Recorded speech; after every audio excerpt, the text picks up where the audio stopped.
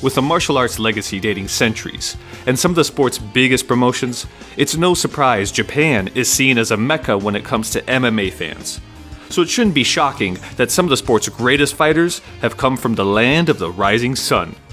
Today we look at some of the country's biggest stars, from a pioneer of lower weights to the man who conquered an entire dynasty. Welcome to the INC, and these are the 5 greatest Japanese fighters. Number 5. Hayato Sakurai. Hayato Sakurai could be considered MMA's first true mixed martial artist. By the time he made his MMA debut, Sakurai was a youth champion in judo and karate before honing his trade in shootboxing. And by 2001, he amassed a 20-fight winning streak, including wins over Frank Trigg and Jutaro Nakao. While Western promotions still focused on specialists, Sakurai's adaptability and willingness to embrace different fighting styles made him one of the sport's most feared fighters, leading the UFC to hand him a title shot against welterweight champion Matt Hughes. After dropping 4 of his next 8 fights, Sakurai reinvented himself as a lightweight in pride, winning 9 of his next 12 fights and reaching the final of the lightweight Grand Prix, including wins over Shinya Aoki, Jens Pulver, and some of the hardest knockouts in the promotion's history.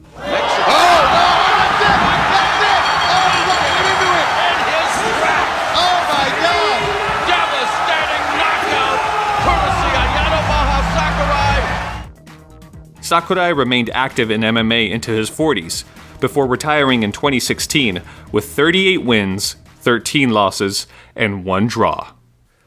Number 4. Shinya Aoki. Japanese fighters pride themselves on their grappling prowess, and multiple-time champion Shinya Aoki may be its greatest connoisseur. Aoki first came to prominence competing for the Shuto promotion until 2007, winning the company's middleweight title and quickly earning a reputation thanks to his creative approach on the ground, including being the first man to score a victory via Gogo Plata in a major promotion.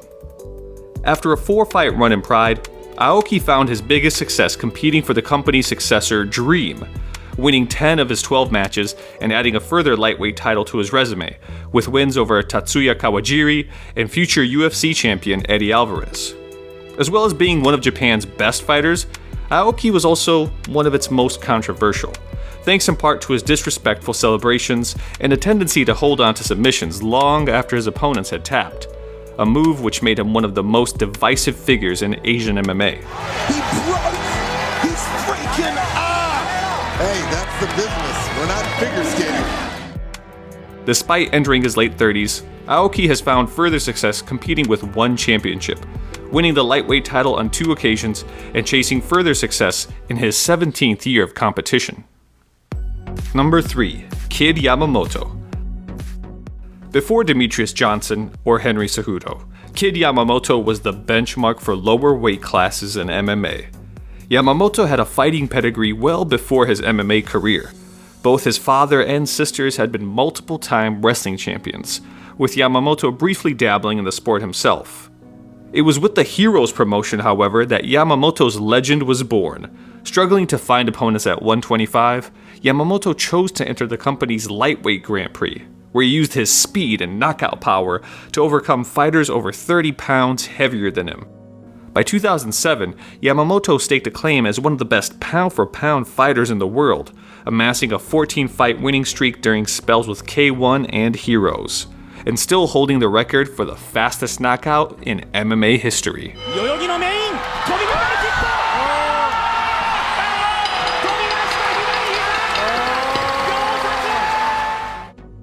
Eat your heart out, Jorge Masvidal. Yamamoto later attracted the attention of the UFC, but a severe knee injury in 2008 meant the Kawasaki native was never the same. An 0-3 record, woefully undeserving of a fighter of his talent. Yamamoto's no contest with Rodolfo Salazar will be the last of his MMA career. In 2016, he was diagnosed with terminal stomach cancer, claiming his life just 2 years later, at the age of 41. Yamamoto's legacy, however, remains prominent in MMA, with his protege, Kyoji Horiguchi, becoming one of the bantamweight division's biggest stars, and in 2018, he became the first man to win simultaneous titles in both Rizin and Bellator. Number 2. Takanori Gomi. It's easy to forget how bright Takanori Gomi's star shone in the mid-2000s. Much like his compatriots, Gomi first made his name competing for Shudo between 1998 and 2003, amassing a 14-2 record and winning the company's lightweight title in the process.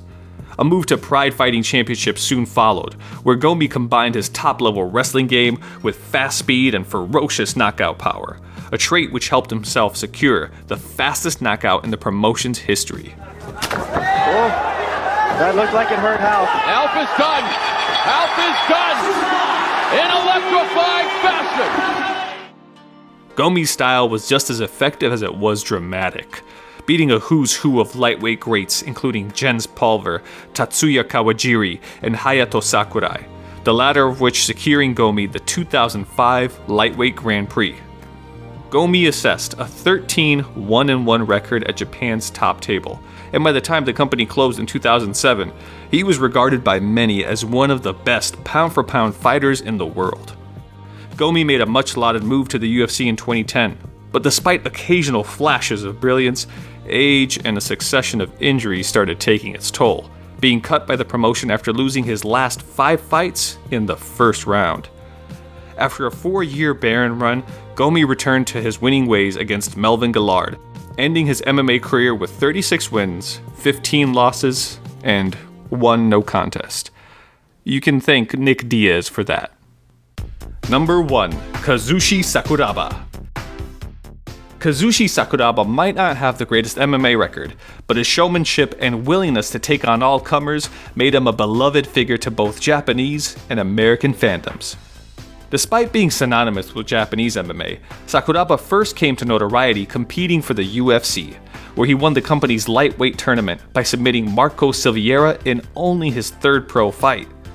When Pride first formed in 1997, Sakuraba became one of the company's first figureheads. His match with Carlos Newton at Pride 3 is often regarded as one of the greatest in company history, before adding to his repertoire with a win over UFC standout Vitor Belfort.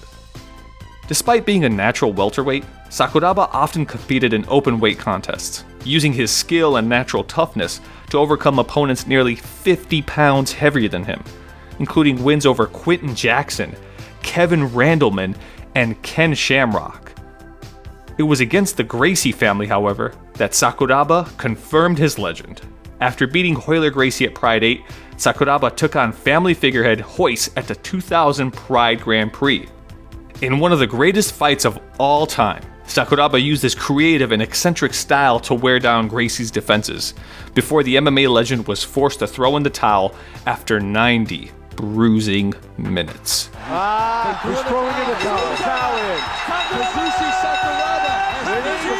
Gracie quit. Sakuraba followed the fight with wins over Royce's brothers, Henzo and Ryan, earning his Gracie Hunter moniker in the process. Unlike no fighter before or since, Sakuraba bridged the gap between American and Japanese MMA cultures. His induction to the UFC Hall of Fame was a just reward for one of the sport's greatest innovators. And now, time for a few honorable mentions.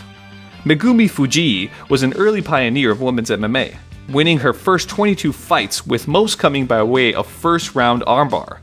Now, where have I seen that before? Yushin Okami was a former UFC title challenger with wins over Evan Tanner and Mark Munoz.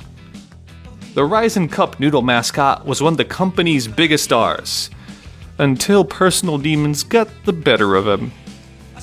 This is the INC. Mite kurete arigato!